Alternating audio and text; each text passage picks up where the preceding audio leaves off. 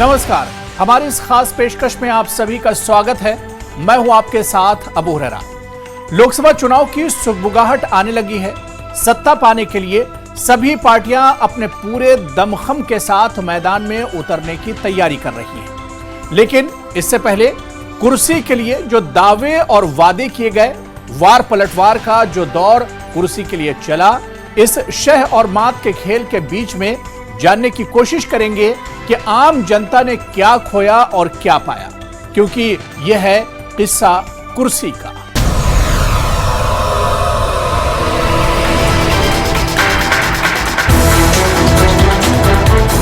लड़ाई विचारधारा पे होगी, पर जहां तक कांगड़ा लोकसभा का सवाल है, कांगड़ा चंबा लोकसभा क्षेत्र के लोग ठगे गए हैं, इसमें कोई दूसरी राय नहीं है। कोई परिवर्तन नहीं होगा। पहले भी भारतीय जनता पार्टी जीती थी और इस बार भी रिकॉर्ड मतों से यहाँ से भाजपा का ही प्रत्याशी जीतेगा। कांगड़ा के साथ कहीं ना कहीं जो है वो भेदभाव हुआ है। यही वजह है कि कांगड़ा आज कनेक्टिविटी में पिछड़ा हुआ है।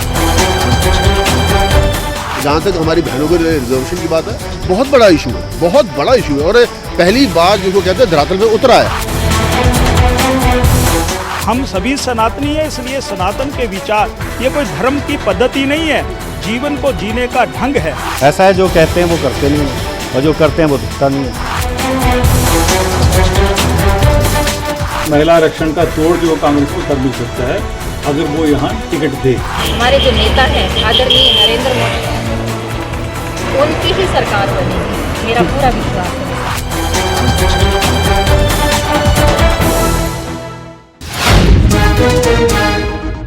17वीं लोकसभा के कार्यकाल का आखिरी साल मुकम्मल होने जा रहा है, या यूं कहें तो गलत ना होगा कि 17वीं लोकसभा सत्र का कार्यकाल लगभग अपने आखिरी पड़ाव पर पहुंच चुका है और इसी के साथ 18वीं लोकसभा चुनाव की सुगबुगाहट भी सुनाई देने लगी है।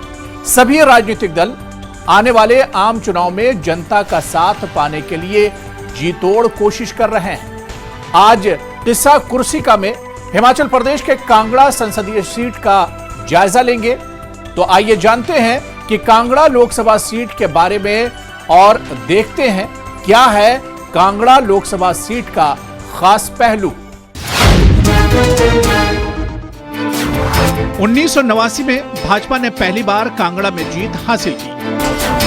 2014 लोकसभा चुनाव में भाजपा नेता शांता कुमार को 4,56,163 वोट मिले।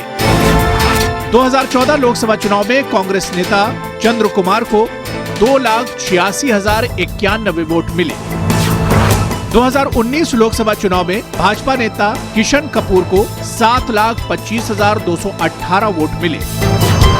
2019 लोकसभा चुनाव में कांग्रेस के उम्मीदवार पवन काजल को 2,47,595 वोट मिले। किशन कपूर ने कांगड़ा में 72.02% वोट हासिल किए। कांगड़ा संसदीय क्षेत्र 7,845 वर्ग किलोमीटर में फैला है। कांगड़ा लोकसभा क्षेत्र में 17 विधानसभा सीटें हैं। कांगड़ा लोकसभा निर्वाचन क्षेत्र भारत में हिमालय की गोद में बसे हिमाचल प्रदेश राज्य के 4 लोकसभा क्षेत्रों में से एक है। आजादी के बाद अस्तित्व में आए इस संसदीय क्षेत्र कांगड़ा की कुर्सी का किस्सा बेहद पुराना और दिलचस्प है। हिमाचल का ये संसदीय क्षेत्र आजादी के कुछ सालों तक हिमाचल की बजाय पंजाब राज्य का हिस्सा हुआ करता था। बाद में इसे देवभूमि हिमाचल में शामिल करके इसे प्रदेश के 3 लोकसभा क्षेत्रों के साथ चौथा संसदीय क्षेत्र बना दिया गया। कांगड़ा लोकसभा क्षेत्र का देश भर में हर लिहाज से और खासतौर पर प्रदेश के राजनीति में बहुत महत्व है। कांगड़ा की कुर्सी के किस्सों की किताब के बरकों को अगर तफसील से फरोला जाए तो इसके अंदर कई दिग्गज नेताओं की लंबी चौड़ी फहरिस्त मिलती है। लेकिन क्या ये जो दिग्गज और कदावर नेता कांगड़ा की कुर्सी पर काबिज रहे हैं, क्या ये कांगड़ा की रियाया की कसौटी पर कभी खरा उतर भी पाए हैं या नहीं? देश के आजादी के करीब 4 साल बाद 1951 में भारत सरकार ने लोकसभा के लिए 489 सीटों का गठन किया, जिसमें पंजाब की कांगड़ा संसदीय सीट भी शामिल थी। ऐसे में साल 1952 के आम चुनाव के दौरान कांगड़ा सीट से तत्कालीन कांग्रेस नेता हेमराज ने जीत दर्ज की। हेमराज कांगड़ा कुर्सी के लिए पहले दावेदार बने। वहीं 1957 में इस सीट से भारतीय राष्ट्रीय कांग्रेस ने दलजीत सिंह को उतारा। दलजीत इस क्षेत्र की कुर्सी पर बैठने वाले दूसरे नेता बन गए। इसके बाद एक बार फिर कांग्रेस ने कांगड़ा की कुर्सी पर हेमराज पर भरोसा जताया। 1961 से 1971 तक लगातार हेमराज कांगड़ा संसदीय क्षेत्र की कुर्सी पर काबिज रहे। यहाँ पूर्व में कांग्रेस का वर्चस्व रहा है कांगड़ा संसदीय क्षेत्र में, लेकिन हम ये देखें कि बीजेपी का भी अब पिछले लंबे समय से जो है वो यहाँ पर वर्चस्व है, चाहे शांता कुमार रहे हों या उससे पहले मेजर डी खनौरिया रहे हों या फिर अभी सांसद किशन कपूर हों। ऐसे बहुत सारे लोग जो है वो लगातार यहाँ जीते रहे हैं और भाजपा को भी काम करने का मौका मिला है, यहाँ कांग्रेस को भी यहाँ की जनता ने जो है वो काम करने का मौका दिया। इस बार भी आप देखिए हिमाचल में 10 विधायक दिए हैं कांग्रेस को, लेकिन कांगड़ा की स्थिति क्या है ये प्रश्न चिन्ह जो है वो हर बार जो है वो खड़ा होता है। 1980 के चुनाव में कांगड़ा की जनता ने कांग्रेस के विक्रमचंद्र महाजन को एक बार फिर से कांगड़ा की कुर्सी सौंपी। साल 1984 में भी कांगड़ा की जनता ने इस कुर्सी को कांगड़ा के राजघराने से ताल्लुक रखने वाली कांग्रेस की तत्कालीन महिला नेता चंद्रेश कुमारी के हवाले कर दिया। इस तरह कांगड़ा संसदीय क्षेत्र की कुर्सी पर मुख्य तौर पर कांग्रेस पार्टी का दबदबा बाकी रहा। सन 1980 के बाद लगभग आज तक 7 बार भाजपा और 3 बार कांग्रेस के सांसद यहाँ से चुने गए। भाजपा के उभरते हुए युवा नेता शांता कुमार ने साल 1989 में पहली मर्तबा कांगड़ा की कुर्सी पर जीत हासिल की। शांता कुमार जैसे नेता की केंद्र और राज्य दोनों में व्यस्तता के मद्देनजर साल 1991 के आम चुनाव में भाजपा ने शांता की बजाय डी खनौरिया को इस सीट के लिए उतारा। डी खनौरिया ने भी शांता कुमार के मार्गदर्शन में इस कुर्सी को अपने नाम कर लिया, मगर डी खनौरिया जनता के मन में अपनी खास जगह नहीं बना पाए और साल 1996 में कांगड़ा की जनता ने इस सीट को दोबारा कांग्रेस को सौंप दिया। साल 1996 में कांग्रेस के सत महाजन कांगड़ा की कुर्सी पर काबिज हुए, लेकिन महज 2 साल बाद यानी 1998 और 99 में हुए आम चुनाव में 2 मर्तबा भाजपा के शांता कुमार ने इस कुर्सी को फिर दोबारा हासिल कर लिया। साल 2004 के चुनाव में कांग्रेस के चंद्र कुमार ने फिर से इस कुर्सी को कांग्रेस की झोली में डाल दिया। साल 2009 के लोकसभा चुनाव में शांता कुमार के साथी रहे डॉक्टर राजन सुशांत की तेज तर्रार छवि और बुलंद आवाज ने इस कुर्सी पर भाजपा का नाम ऐसे अंकित किया कि उसके बाद अब तक ये कुर्सी भाजपा की ही होकर रह गई है। पहले भी भारतीय जनता पार्टी जीती थी और इस बार भी रिकॉर्ड मतों से यहाँ से भाजपा का ही प्रत्याशी जीतेगा। सन 80 के दशक से पहले जहां कांगड़ा की कुर्सी पर कांग्रेस का दबदबा रहा, तो वहीं 80 के दशक के बाद ज्यादातर इस कुर्सी पर भाजपा ही काबिज रही और इस दौरान इन दोनों ही पार्टियों की ओर से, या यूं कहें कि जितने भी सांसद रहे हैं उनकी ओर से इस संसदीय क्षेत्र को डेवलपमेंट के खूब सब्जबाग दिखाई गई। लेकिन इन दोनों ही में से कौन आगे रहा, यह आज भी कांगड़ा संसदीय क्षेत्र की रियाया के बीच में बड़े यक्ष प्रश्न के तौर पर देखा जाता है। 2014 के चुनाव में फिर से भाजपा के शांता कुमार ने 57.06% वोट हासिल करके कांग्रेस के उम्मीदवार चंद्र कुमार को पटखनी दे दी। चंद्र कुमार को जहां 2,86,091 वोट मिले, वहीं शांता कुमार ने 4,56,163 वोट हासिल कर कांगड़ा की कुर्सी को अपने नाम कर लिया। शांता कुमार ने चुनाव और राजनीति से संन्यास लेने के बाद इस सीट को अपने शागिर्द किशन कपूर के हवाले कर दिया। 2019 के लोकसभा चुनाव में किशन कपूर ने 72.02% वोट हासिल कर कांगड़ा की कुर्सी पर जोरदार जीत हासिल की। कांग्रेस के उम्मीदवार पवन काजल को महज 2,47,595 वोट मिले, वहीं किशन कपूर को 7,25,218 वोट प्राप्त हुए। सांसद किशन कपूर का ये कार्यकाल कैसा रहा और जनता ने उन्हें जो सहयोग दिया, उससे वो जनता की उम्मीदों पर कितने खरे उतर पाए, आइए उन्हीं से जानते हैं।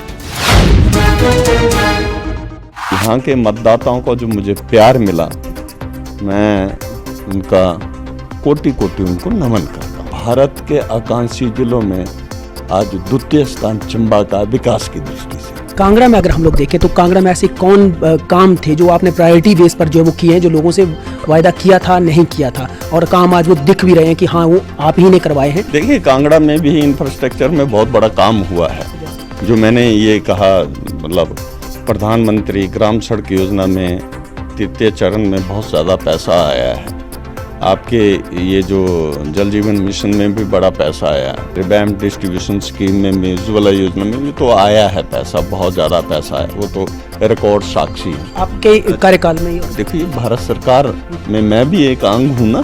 303 भारतीय जनता पार्टी के अगर सांसद जीते तो उसमें किशन कपूर भी एक है। देखिए, अब काम चला होगा, और आपका मटोर टू शिमला 4 लेन बन रहा है, एयरपोर्ट बन रहा है तो लोगों के लिए बन रहा है, और एयरपोर्ट के साथ डेवलपमेंट आएगी, उसमें आईटी इंडस्ट्री भी आएगी, टूरिज्म को प्रमोशन मिलेगी। अगर टूरिज्म आज धर्मशाला का टूरिज्म है तो उसका फायदा आपका ज्वारी तक के लोग उठा रहे हैं, जो एडजोइनिंग एरिया है उनको फायदा मिल रहा है। आज टैक्सी में ड्राइवर लगे हैं, कईयों ने गेस्ट हाउसेज खोले हैं, कईयों ने होटल खोले हैं। अगर मूल्यांकन भी करना चाहेंगे आप अपने कार्यकाल का, तो कितना करेंगे? जितने भी विभाग मेरे पास रहे उनमें हमने सुधार किया, उनको आगे तक लेकर के, और सांसद के नाते भी मैं धन्यवाद केंद्र सरकार का, आदरणीय मोदी जी का भी करना चाहता हूँ। उनका आशीर्वाद मिला, और बहुत बड़े काम जो नहीं हो सकते थे वो काम यहाँ हुए हैं। कितना मूल्यांकन करेंगे आप खुद का कि आप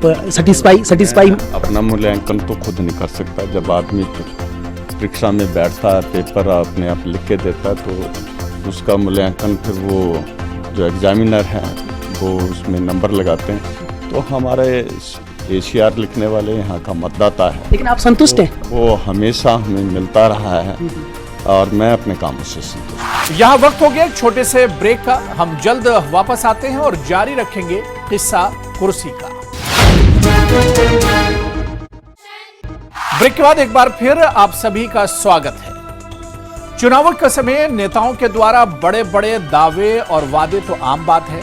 जनता से किए गए वादे अब नेताओं के लिए भारी पड़ने लगे हैं। जनता अब वादों को सिर्फ वादे की शक्ल में नहीं देखना चाहती, बल्कि जनता नेताओं के द्वारा किए गए वादों को हकीकत की जमीन पर उतरते देखना चाहती है।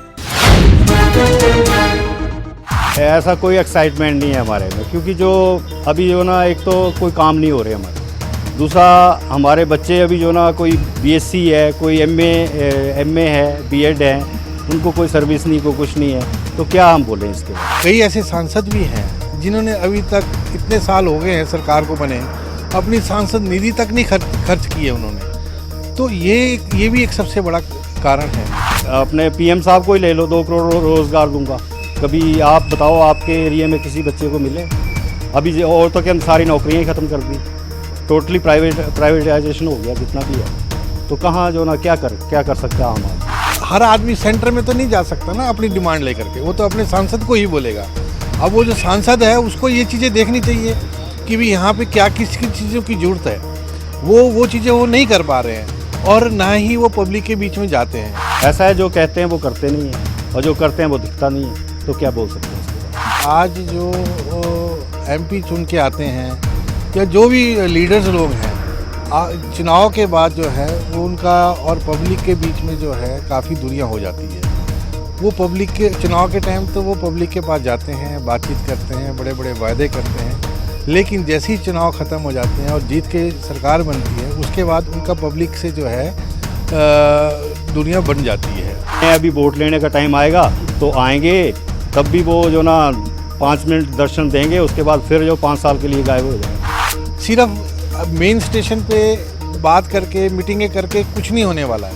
आपको हर जगह जाना पड़ेगा, पंचायत लेवल तक जाना पड़ेगा। कांगड़ा में ऐसा है अभी जो ना, ये जो ना इनकी जगह कोई दूसरा है ना, तो हो सकता है कि डेवलपमेंट हो, मगर इनको देख लिया हमने 5 साल क्या 10 साल देख लिया, इन्होंने कुछ नहीं।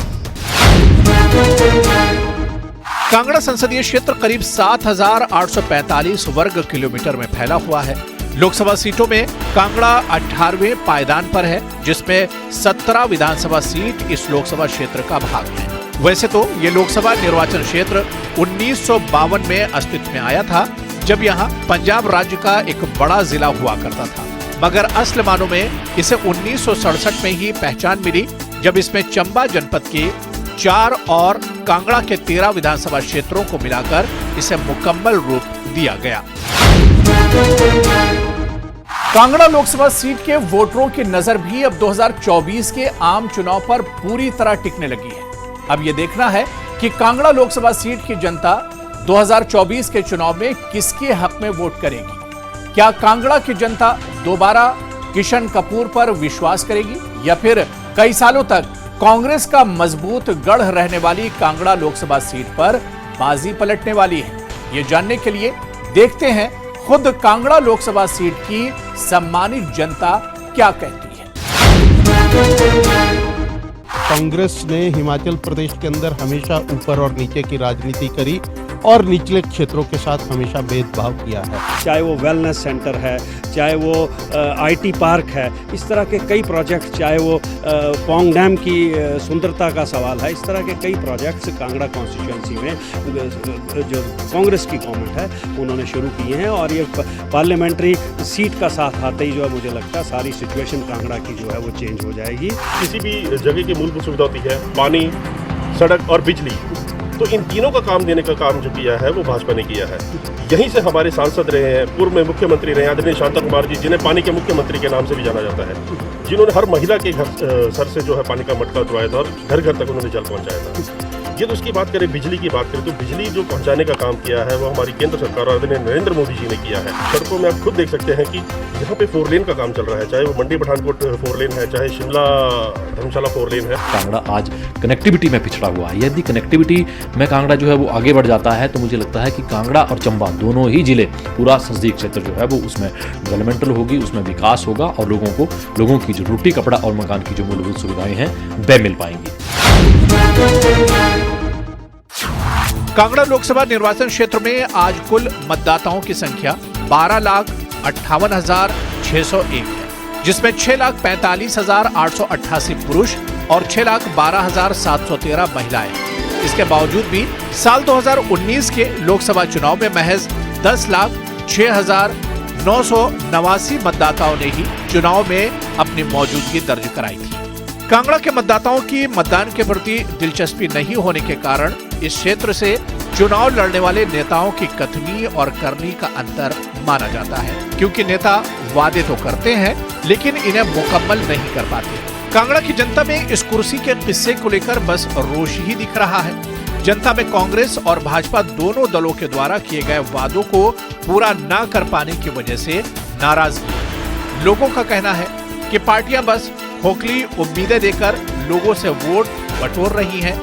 राजनीतिक विश्लेषक सत्येंद्र गौतम का मानना है कि कांगड़ा में पार्टियों को नए चेहरे सामने लाने की जरूरत है, क्योंकि पुराने नेता जनता की उम्मीदों पर खरे नहीं उतर पाए हैं। जितने भी सांसद चुने गए, बातें बहुत बड़ी बड़ी हुई। कहीं सिकरीधार सीमेंट प्लांट की बात हुई, कहीं हर बार बजट में पठानकोट जोगिंद्रनगर रेल मार्ग की बात हुई। अभी हाल में पठानकोट डलहौजी रेल मार्ग की बात हुई।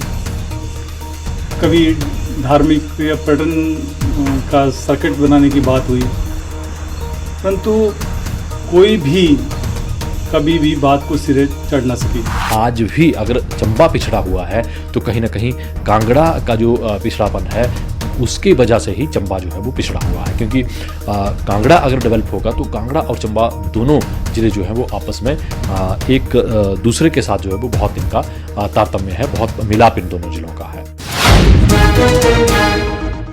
कांगड़ा संसदीय क्षेत्र जो पहले पंजाब का हिस्सा हुआ करता था, उस समय से ही ये क्षेत्र रेल, एयरपोर्ट और सड़कों से लैस था। कांगड़ा की जनता को अपने सांसदों से बहुत कुछ उम्मीदें रही हैं। इसी उम्मीद के साथ यहाँ के लोग नेताओं को वोट देते आए, मगर पंजाब से अलग होने के बाद यहाँ की लोकसभा कुर्सी पर विराजमान होकर कांगड़ा के सांसदों ने केंद्र के जरिए यहाँ की जनता को शायद ही ऐसा कोई तोहफा दिया होगा जिस पर जनता मुकम्मल तौर पर उन पर नाज कर सके। कोई भी मुद्दा जो सेंट्रल गवर्नमेंट का अगर वो पूरा है तो वो दिखाएं, क्योंकि उसमें से 17 बार इलेक्शन हो चुके और उसमें 17 में से 9 बार कांग्रेस रही और 8 बार जो है वो बीजेपी के रहे। मैं किसी पार्टी या किसी भी चीज़ को नहीं बोलना चाहूँगा, और जिन्होंने भी इलेक्शन लड़े हैं वो बड़े दिग्गज नेता हैं, और दिग्गज नेता होने के कारण से कई बार वो सांसद बने हैं, कई एमएलए बने हैं, लेकिन सेंटर से जो कोई भी स्कीम आती है वो कभी भी पूरी नहीं हुई। तो क्यों वोटर जाए और क्यों अपना उत्साह दिखाए? घूम फिर के बाद यहाँ सिर्फ सांसद के चुनने तक सीमित है। ये बड़े दुख की बात है कि चंबा आकांक्षी जिला है, परंतु वहाँ भी आज तक सड़कों की हालत और बाकी जो सुविधाएं हैं वो कहीं भी उस स्तर की नहीं जिस स्तर की होनी चाहिए। बहुत सारी खामियां जो है वो यहाँ पर रही हैं। शायद यही वजह है कि आज हमारा चंबा जो है वो आकांक्षी जिलों में गिना जाता है, और कांगड़ा भी अभी जो है वो कनेक्टिविटी जैसी जो मूलभूत सुविधाएं हैं उसके लिए तरस रहा है। रोटी कपड़ा और मकान की जो मूलभूत लोगों की सुविधाएं हैं उनकी जद्दोजहद जो है वो अभी तक यहाँ पर चल रही है।